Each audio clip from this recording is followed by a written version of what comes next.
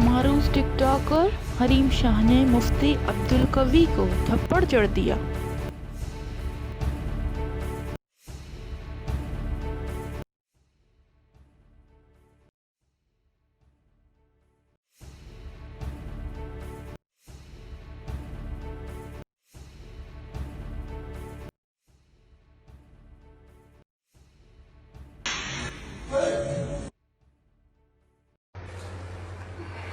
इब्लीस ना बनो, शैतान मत बनो, मुनाफिक मत बनो, इस्लाम का मजाक मत उड़ाओ।